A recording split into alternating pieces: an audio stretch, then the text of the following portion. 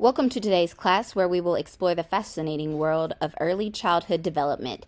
We will cover topics from the abilities of newborns, physical and brain development, motor skills, sensory perception, and the emergence of self-awareness. By the end of this session, you will be able to answer some important questions about these stages of development. So, let's get started. The newborn. How do reflexes help newborns interact with the world? Reflexes are automatic responses to specific stimuli crucial for newborn survival and interaction with their environment. For instance, the rooting reflex helps babies find food by turning their heads when their cheek is touched, and the grasping reflex allows them to hold onto objects placed into their hands. These reflexes also provide a foundation for later voluntary movements. So, how do we determine whether a baby is healthy? Health assessments for newborns often involve the APGAR score, which evaluates a baby's color, heart rate, reflexes, muscle tone, and respiratory effort immediately after birth. A higher score indicates a healthier baby. Regular checkups track growth, reflexes, and developmental milestones to ensure baby is thriving. So, what behavioral stages are common among newborns? Newborns typically cycle through several behavioral states: quiet alertness, active alertness, drowsiness, and different stages of sleep. These states are crucial for their development, allowing time for feeding, interaction, and rest. So, what are the different features of temperament?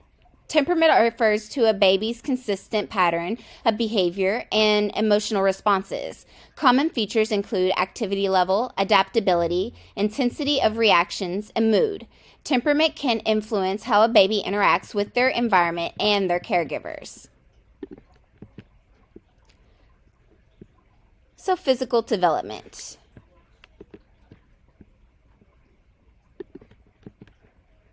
Oh, hold up. So whenever we're looking at physical development, how do height and weight change from birth to the age of 2? So from birth to 2, children experience rapid growth. On average, a newborn's weight triples and their height increases by about 50% in the first year. By age 2, growth slows down but continues steadily. So what nutrients do young children need? How are they best provided? Young children need a balanced diet rich in proteins, fats, carbohydrates, vitamins, and minerals. Breast milk or formula provides essential nutrients in the first 6 months, followed by the introduction of solid foods around 6 months, with a focus on variety and nutritional balance. So, what are the consequences of malnutrition? And how will malnutrition be treated? Malnutrition can lead to stunted growth, weakened immune systems, and developmental delays. Treatment involves ensuring a constant supply of nutrient-rich foods, addressing any underlying health issues. Nutritional programs and supplements can help affected children recover. What are nerve cells and how are they organized in the brain? Nerve cells, or neurons, are the building blocks of the brain. They communicate through synapses, forming complex networks that process and transmit information. The brain's organization into different regions allows for specialized functions such as movement, sensory processing, and cognition. And finally, on this one, how does brain develop? And when does it begin to function? Brain development begins in the womb and continues throughout early childhood. The brain starts functioning in utero, and the basic neural activity detectable by the second trimester. Postnatally, the brain rapidly grows, forming a pruning synaptic connections based on experiences and interactions.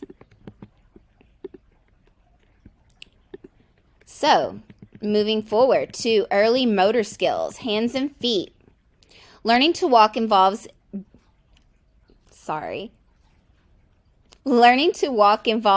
developing balance, coordination, and muscle strength. Infants typically begin to walk around 9 to 15 months. starting with the pulling up to stand, cruising along furniture, and eventually taking independent steps. Hand skills develop around the practice of and exploration of the environment around them. Infants start with reflective grasping and gradually learn to reach, grab, and manipulate objects. By 9 months, they can use a pinch or grasp to pick up small items, and by 2, they can perform more complex tasks like stacking blocks. Coming into the world, dealing with perception.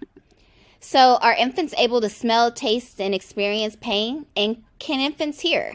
The answer to those questions are yes. Infants can smell, taste, and experience pain from birth. They can distinguish between different scents and tastes and react to discomfort. Infants can also hear well, recognizing familiar voices and showing preference for certain sounds. So, how well can infants see? And can they see color and depth? Whenever infants are born, their vision is less developed at birth, but improves rapidly. Newborns see best at close distances and can recognize high contrast patterns. By 2 to 3 months, they can see a range of colors, and by 4 months, they develop depth perception. So, how do infants coordinate information between different sensory modalities? Infants integrate sensory information through a process called intermodal perception. For example, they can match a sound with its source or coordinate visual and tactile information when reaching for objects. This ability improves with experience and cognitive development. Becoming self-aware. So, when do children begin to realize that they exist? Children start to develop self-awareness around 18 to 24 months. This is often tested using the mirror test, where a child recognizes their reflection as themselves, indicating an understanding for their own identity. Preschoolers have simple, concrete self-concepts, often describing themselves based on physical characteristics, abilities, and possessions. Their self-concept evolves with social interactions and cognitive development. Preschool children begin to develop a theory of mind around 4 to 5. Preschool children begin to develop a theory of mind around 4 to 5. This means they start to understand that others have thoughts, feelings, and perspectives different from their own, which is crucial for empathy and social interactions. So, understanding these stages of development provide valuable insights into how we grow and interact with the world. Thank you so much for joining class today. I hope you feel more informed about these crucial aspects of early childhood development, and if you have any questions, feel free to ask.